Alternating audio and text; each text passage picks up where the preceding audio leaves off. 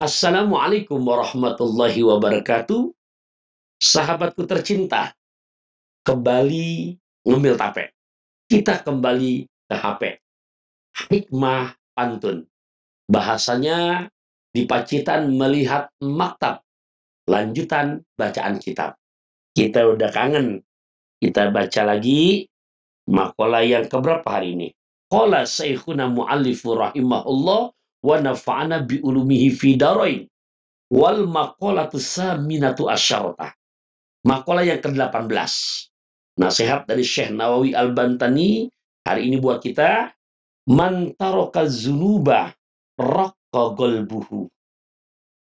Siapa orang yang meninggalkan akan perbuatan dosa-dosa, niscaya menjadi bersih, ringan hatinya.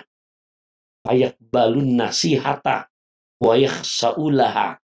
Jadi mudah nerima nasihat dan betul-betul khusyuk menerimanya. Waman tarokal haroma, dan siapa orang yang meninggalkan hal-hal yang diharamkan, maksudnya fil mat'umi wal malbusi wa ghairihima. Jadi hal-hal yang diharamkan baik dari segi hal-hal yang dimakan, hal-hal yang dipakai, atau selain dari keduanya. Singkat kata, yang dari hal-hal yang diharamkan dapatnya. Wa akalal halala, dan yang dia makan dari hasil yang halal, sofat fikratu, niscaya jernih, bersih pikirannya. Oh, ya.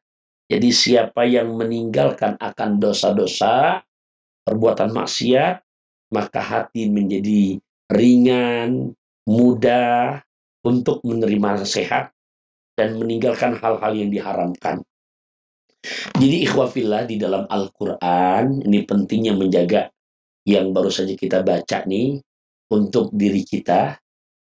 Kata Quran di surat Asy-Syu'ara, surat ke-26, juz ke-19, ayat 88-89.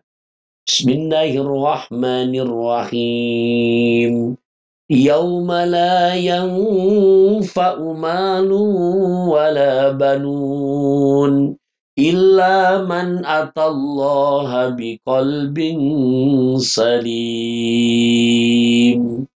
Pada hari kelak enggak manfaat lagi harta dan anak-anak kamu, kecuali yang bisa berjumpa dengan Allah, yang Allah izinkan masuk surganya orang-orang yang lagi di dunia mempunyai hati yang salim, hati yang bersih. Nah, salah satu cara untuk hati kita jadi bersih, hari ini kita diajarkan dengan meninggalkan hal-hal yang merupakan maksiat. Sebaliknya, di saat kita lanjutkan maksiat, perbuatan dosa, jadi tergores titik hitam di hati kita. Nah, kalau sudah begitu, maka hatinya akan banyak gumpalan penyakit. Nah, penyakit-penyakit hati ini yang mudah muncul, ada nanti ujub, merasa tinggi hati, mandang orang yang lain rendah udah. Dua, ada takabur, yang mana nggak mau menerima kebenaran dan menolak yang namanya kebenaran, dan baturul haq wa gomtunas, menyepelekan orang. Muncul nanti sifat penyakit hati, hasad, yaitu dengki, senang ngelihat orang susah, susah ngelihat orang senang. Muncul prakteknya jadi riba, ngomongin orang, namimah, ngadu domba, provokator, ria, pamer, sum'ah, kupingnya nggak enak kalau nggak dengar orang yang nyeritain kebaikannya. Kemudian punya sifat, punya harta, bakhil, pelit, kizib, segala macam cara, bohong pun dijalanin, koma, rakus. Na'udzubillah, summa na'udzubillah min dalik. Tapi sebaliknya, siapa yang betul-betul menjaga hal-hal pakaian yang dimakam dari hal yang diharamkan, makanya dalam hadis Nabi mesenin, ya saat atib mat'amakah takun mustajab dakwati. Ya saat, kata Rasulullah, baguskan makanan kamu, niscaya Allah mengijabah doa-doa kamu. Sampai Nabi bersumpah, walladzi nafsu Muhammadin biyadi, innal abda la yaqdhiful luqmatal haram fi jawfihi mayutaqabbala minhu amala arba'ina yoman.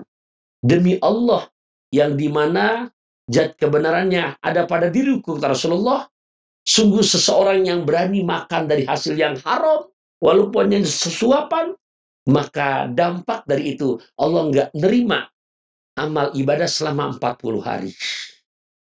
Ya Allah ya Rabbi. Dalam hadis lagi Nabi menyebutkan, kulul lahmin wadamin nabata min suhtin fannaru aula bihima. Setiap daging, darah yang tumbuh dari barang yang haram, maka yang pantas memakannya adalah kelak api nerakanya Allah. Na'udzubillah, semua na'udzubillah min dalik. Semoga yang kita makan, yang kita pakai dari hasil yang halal, yang barokah, sehingga hati kita jadi jernih, hilang tuh penyakit-penyakit hati yang tadi Al-Fakir sebutin. Yang ada adalah, bahasa pantun saya, dari Bekasi langsung ke Cipinang, ke Margonda langsung ke Pelumpang. Orang yang hatinya bersih, hidup tenang, buat ibadah pasti makin gampang. Akhirul kalam, wassalamualaikum warahmatullahi wabarakatuh.